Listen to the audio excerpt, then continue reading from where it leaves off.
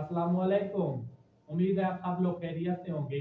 और आज मैं जिस टॉपिक पर बात करने वाला हूँ वो पाकिस्तान में तो मतलब है हर मर्द का यही मसला है।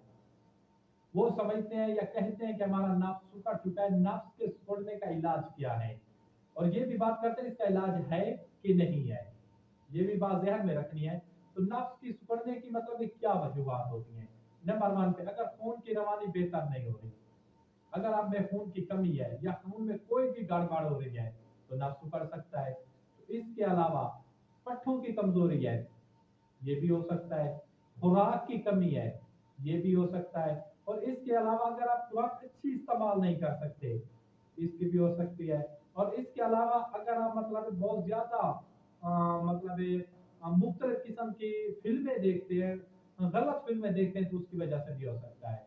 अब ये बात करें कि इसका इलाज है कि नहीं है। तो इसका इलाज आसान सा है, हर्बल है। किसी हकीम के पास नहीं जाना, कोई भी ऑयल वगैरह इस्तेमाल नहीं करता।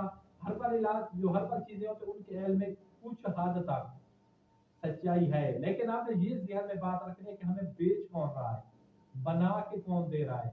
मतलब उसमें इतनी काबिलियत है, कोई इस चीज को बना सकता है इस नुस्खे को। इसके अलावा आप क्या चीजें इस्तेमाल करें कि मतलब आपको किसी हकीम या डॉक्टर के पास जाने की जरूरत भी ना पड़े।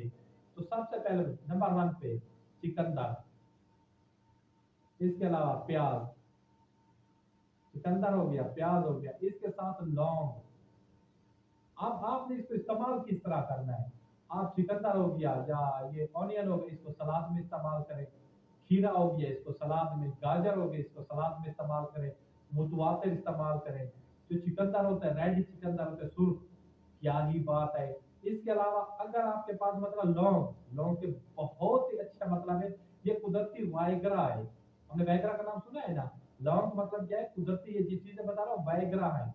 जो आपका नाक सुखड़ चुका है या पट्टे कमजोर हो चुके हैं, नाक धन चुका है जिसम के अंदर, चर्बी आ चुके हैं, तो इन तमाम चीज को खत्म करके आपका नाक जितना भी नॉर्मल है वो सारा मतलब है बाहर आ जाएगा।